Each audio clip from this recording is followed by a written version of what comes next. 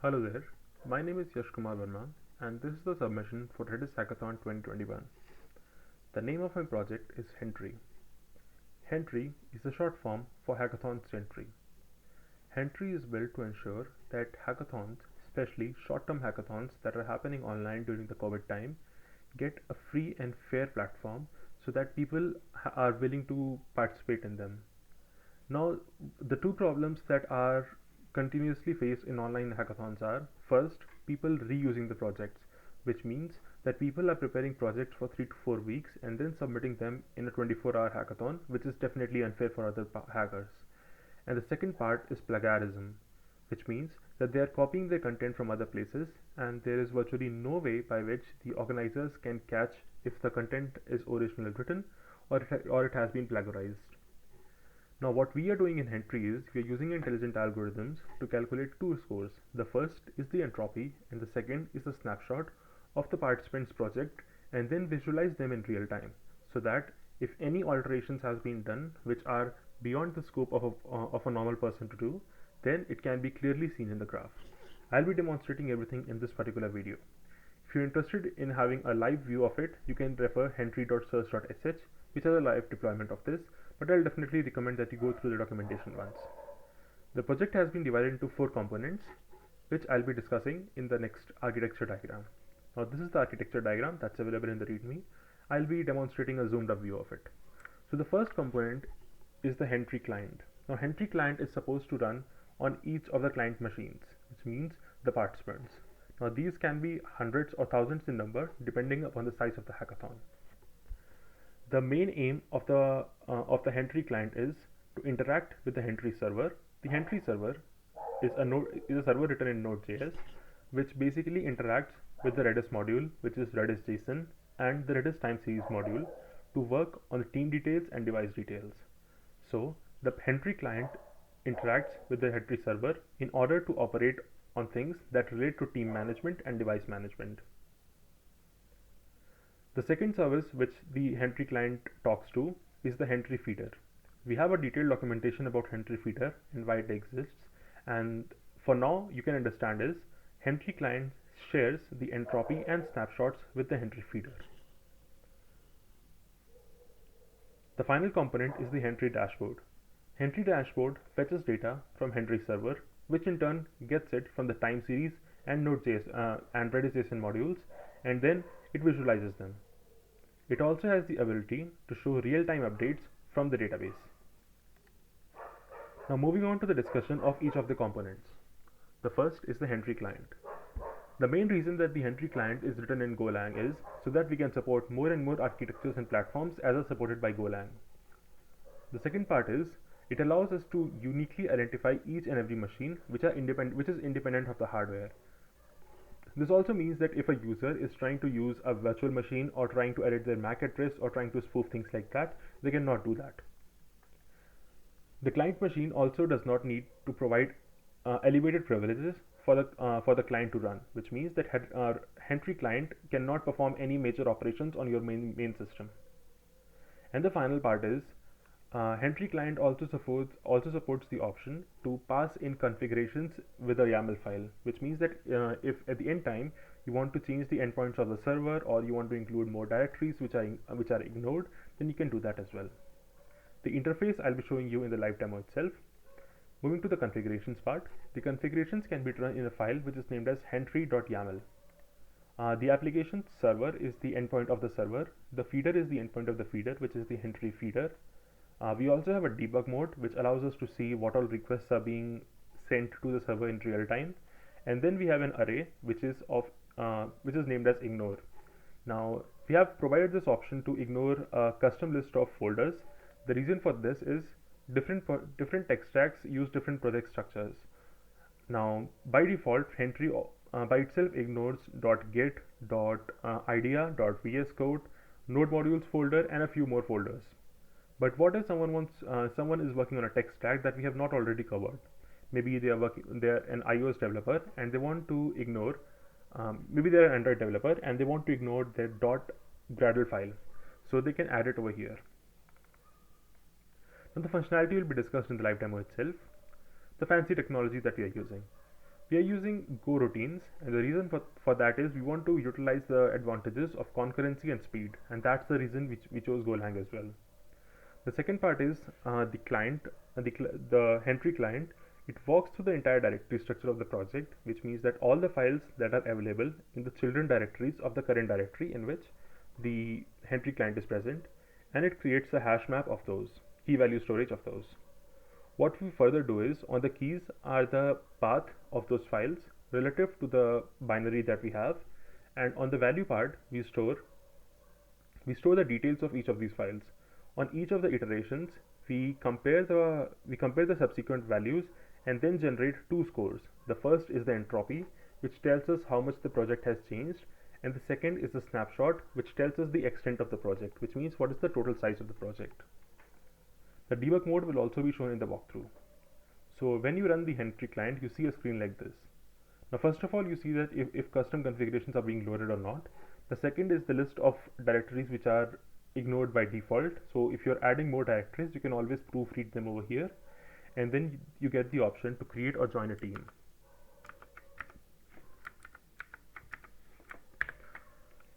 Moving on.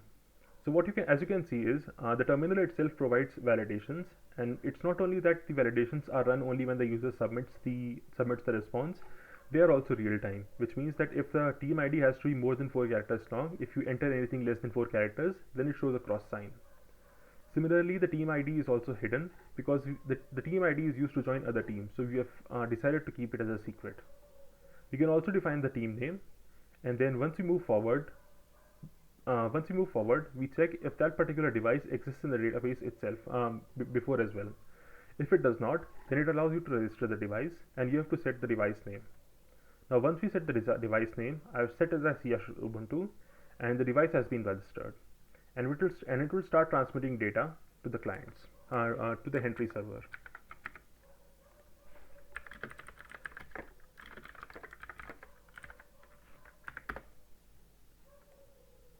Okay, so I will create a team right now, and name it as team 1. The name of the team would be team 1 as well. Now my device has not been registered on Hentry. I'll set my device's name as Yashu Ubuntu, and as we can see, the device has been registered. Now in a few seconds it has started transmitting the data. Now as you can see that we can also join a team if there are multiple people working on the same team, and similarly if they've already registered, they will not need to create a new account again. Now this shows that you can also provide partial values for configurations, which means that if you want to use the default value for servers and only enable the debug mode, that can be done here as well. And you can set custom directories for configurations as well, as I've already mentioned. Now that is displayed over here, as you can see. And in the debug mode, you can see all the data that's being sent to the server. Now the second component is the Hentry server. There's nothing fancy in the Hentry server. It just acts as a middleware between the dashboard and the databases. It has been written in TypeScript so that we can have access to quick tooling and debug the application. There's also a Docker image available for it, so it can be directly run from that, or if you're interested in building it from source, the steps are also mentioned in the documentation. When it runs, you can see that it has started listening, and the logs are also provided in a very well defined format. Now the main features of the backend is it provides routes so that the dashboard can poll for updates from the database. It also supports keywords like now.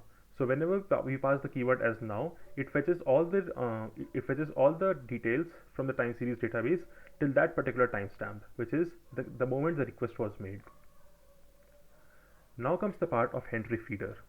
What Hentry Feeder does is, as we know that Redis has amazing capabilities when it comes to handling large data. But what if our own infrastructure acts as a bottleneck? What if we have deployed Redis on a very reliable service like Redis Enterprise, in which the database will scale itself, but what if our own infrastructure does not do that? So that is where Hentry Feeder comes in. Hentry Feeder has been built utilizing the power of concurrency and Go modules, again in Golang, so that we can launch a pod of these, and then these can easily feed data into the database. This will allow us so that even if we have about 1000 to 2000 users, or maybe more than that, We can simply launch more Hentree feeders, put them behind a load balancer, and then feed all the data into the database. Database cannot be bottlenecked because it's already on a hosted service and it will automatically scale up. The problem can lie with our infrastructure itself. Now comes the final part of Hentree dashboard. The Hentree dashboard has been deployed on hentree.search.sh, and as I open it, you'll be able to see the graphs. It has been built using React and Tailwind, so it is completely responsive and has the capabilities of a single page application. The library that's used for making the graphs is React Viz, which is developed by Uber and which relies on D3. The configurations that are needed to run the server are just the endpoint of the server, which have been embedded in the deployment itself. The features will be shown in the live feed itself, and this is what the UI looks like. Now, the team name is Team1, and as you can see, the operating systems are also given with their own respective icons. Now, whenever a device is hovered, it gives a hovered look, and then you can click on the device to have a detailed view of the infrastructure.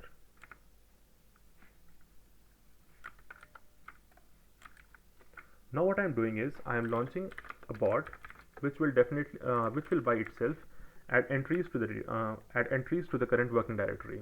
So for that,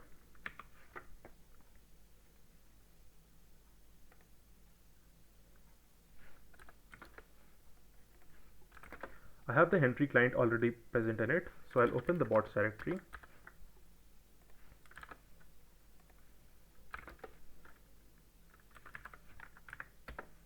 I just cleared data.txt, and now as we can see that the data was already being transmitted. So let us move on to the deployment. Now I have the dashboard open in front of me. I can open any team by the team ID. So as soon as I click, I get a small animation, and then I put say team1, and then hit the go button.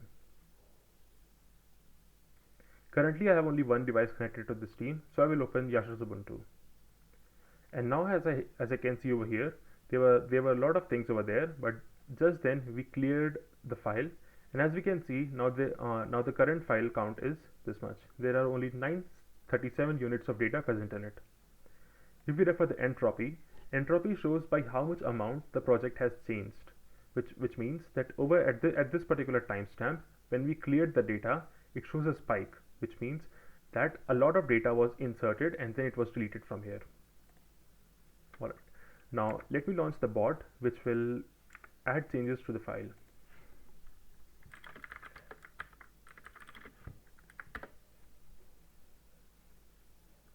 Okay, so now it has started writing data to the file, and you must start seeing changes in the dashboard itself. Now we can start seeing spikes in the data in the dashboard, and if we go to entropy, we'll start seeing tiny spikes here. Now many times it can be difficult to observe tiny changes in this big graph, so this is also a very cool feature. As soon as you click on it, the graph sets a checkpoint. Now you can compare other values from that particular checkpoint. Now it's being compared from the values that we had at 11:19 p.m. and we can see some data was inserted over here, and the difference was of 286 units. And similarly in the snapshot, we can see that the contents of it have started rising. Now when someone is working honestly on the project, this graph will not be very steep and it will grow at a steady rate. For example, the bot that we have put is adding random intervals of data to the file. As you can see, it is sometimes adding a single line, sometimes adding multiple lines, which demonstrates how normal people write code. Sometimes they're writing some small lines, sometimes they're writing large lines. And as we can see that the growth is not very steep, and there is a gradual growth in it. And the entropy does not spike much. Like whenever we see a spike in the entropy, it means that a large change has been made. Now let us do something interesting. What if this person goes to any particular site, or maybe they want to refer to any of their old project, and then they bring a large chunk of code. So let us do one thing. Let's just double the code, and I hit the save button. Now as soon as I've saved, whenever the next iteration of the Hentree client happens, it will show a spike. Yes, as you can see over here, the snapshot shows a steep spike, And if we check the entropy, we get a big spike over here, which means that a large change was made in the data, a large change was made in the project within a very small period of time. And then now the board is operating on its normal frequency. The spike won't be mentioned now. Let's do one more thing. Let's suppose that that person goes on to add more data. They've copied some component for the web, and now let's see how their project changes. Alright, we see a large spike because we added a large chunk of data, and similarly in the entropy, we see a very steep curve. Now these curves can be then compared with the GitHub commits if wanted, so that we can see how the project has changed or how much work has been actually done. The inherent problem with GitHub commits is you cannot touch the timestamp of those commits. The commits of the timestamp of the commits can be easily changed by a command line operator. And what Hentry allows us to do is, Hentry allows you to monitor any given project at any particular time. So even if you had the first commit over here and the last commit over here, you can still see that a large change was made in very small time, which is not possible if someone is developing the project by themselves. This is the main problem or the main issue that Hentry solves. It allows you to monitor your participants in real time. Now let us suppose they copied some chunk of code and they did not believe it was working. So what if they delete it all of a sudden?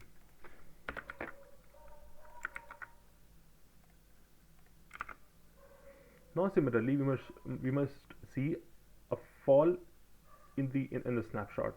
Snapshot basically tells what is the entire size of the project, and then we see a steep fall. And in the entropy, it would be represented as a spike again, because there was a large change.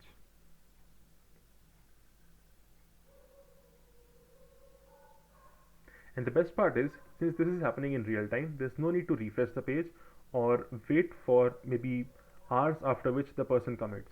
And who knows, maybe after commits you're able to find it or not. Now we can see that something fishy happened at these timestamps, and you can obviously confront the participants about what their intentions were and what was exactly happening in the project at that particular time. A lot of the details have been skipped in the video demo, and they have been very well documented in the README file because we have a time constraint on the length of the video. Now, as you can see now, as we are not performing any abnormal actions, the spikes in entropy have vanished, and then the project has started rising again in a normal steady format. The code that was used to simulate a person writing code is given like this. So most probably they'll make small changes, or they'll make some medium changes, or it's very unlikely that they'll make a very large change. This code is just acting as a simulator for a real person editing a code. In the actual presence, there'll be a person running that. There'll be a person working on this code. Plus, the algorithms used are very reliable because they have been picked from Google's library, which was Neil Fraser's Google Diff Match Patch code, and we are using a Golang port of it. This has been used to calculate the entropy. All the web requests that are being made by the client as well as the feeder are done via Go routines, so it is concurrent as well as fast. Now this is all from my end. All the repositories for these have been attached towards the starting of the documentation that we have. You can open the repositories from these links, and the live demo can be seen from hentry.sys.sh as well. Also,